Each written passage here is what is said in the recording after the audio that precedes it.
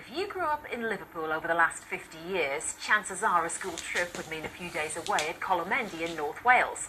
But if you went to Shorefields School, they were more ambitious, taking children across Africa to the heart of the Sahara. 23 years after the final trip, we have been to meet the man who started it all. Everywhere we look in our towns and cities, there are hidden heroes. People who inspire others to reach up further than they can imagine. People who give others the chance to dream.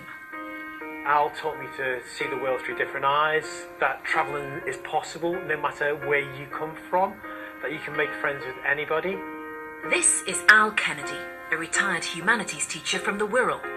Over the space of 25 years, he took hundreds of children to the Sahara for a 10-week adventure, and most of his pupils have never forgotten what he did for them. I really hope he realises how much he's touched children's lives and how much positive impact he's had on all of these kids, over the years. I got the belief that I could go and do and achieve whatever I wanted, really.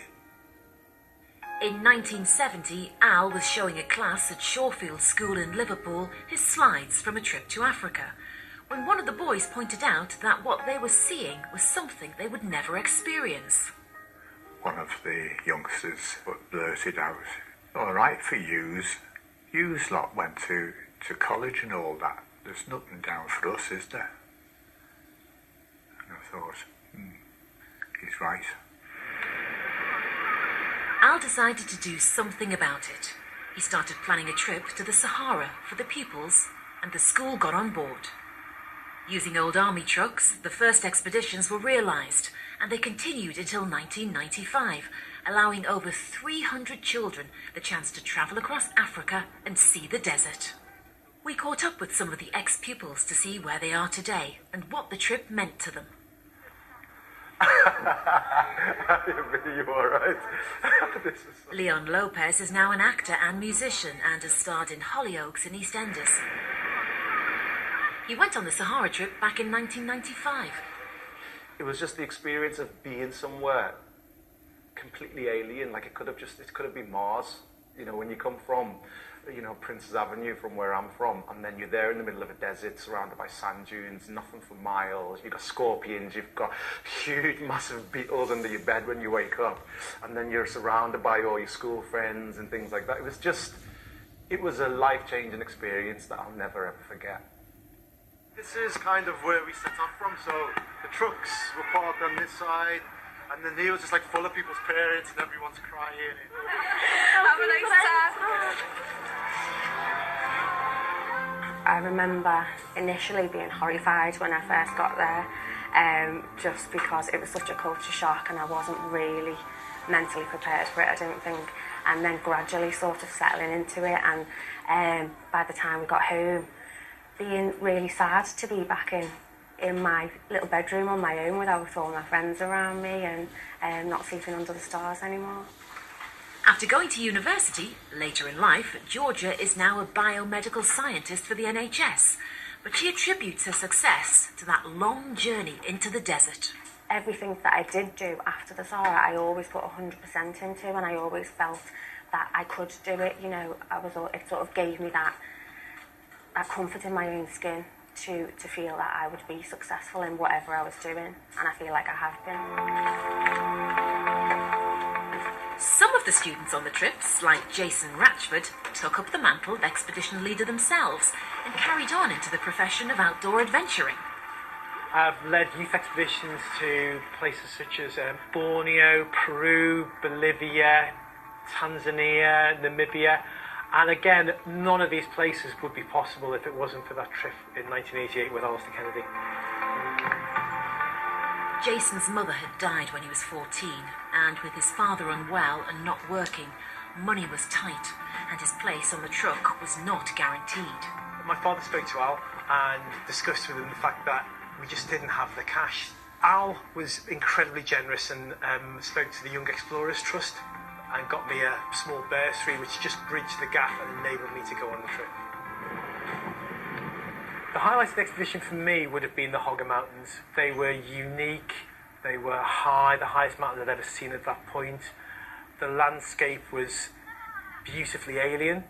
And the people who lived there, the Tuaregs, were so friendly to these Scouse kids who'd come out of the middle of nowhere in these big trucks. I think Alasdair came from a period of time where teachers invested a lot into their pupils. He just wanted us to achieve what we could possibly achieve. He wanted to give us the same opportunities that he had.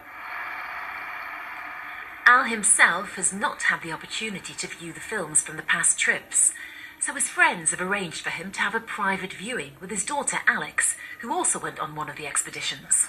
I see my dad as my dad, but I know everyone else can't. They see my dad as someone who's given men a chance in life, given them the opportunity to see that there's something else.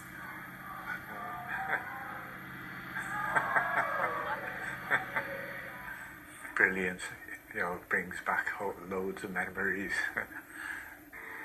It'd just be a good adventure. You're going to experience different things to know what you're going to like, and if I don't like it, then fine, but I might do. You see this and you just think, wow, I actually did that, and I've forgotten about that bit. But yeah, as soon as you see it on there, you can take yourself straight back, and it makes you want to go back. Never thought I'd actually say that. These 10 weeks were never a walk in the park. It was hard graft and problem solving. Visas were refused, the trucks broke down, roads collapsed. They had to solve all their problems themselves, but the rewards were worth it. We slept in the open, so the sunrise would come with the group of us in our camp beds, seeing the sun coming through their eyelashes and opening up and seeing that vista, going out for mile after mile after mile, and you can't do that in the city. And seeing it for real was something that they would ever have seen before. Quite often, a youngster would just out of the blue say, I can do anything, and that sort of change in outlook was worth its weight in gold.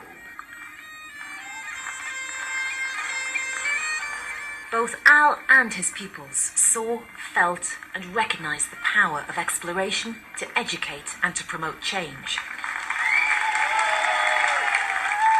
All the Sahara year groups had a big reunion in 2015 and finally had the chance to thank Al for everything he'd done. Nearly 50 years since Al took his first children to the Sahara, the new head of the school is looking to restart the trips and continue Al's legacy.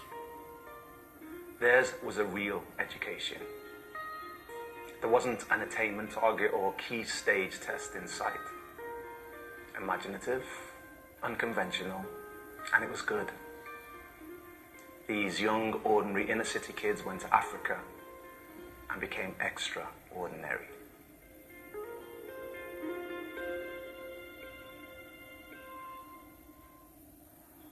Well, that certainly beats the trip that we went on to Hadrian's Wall.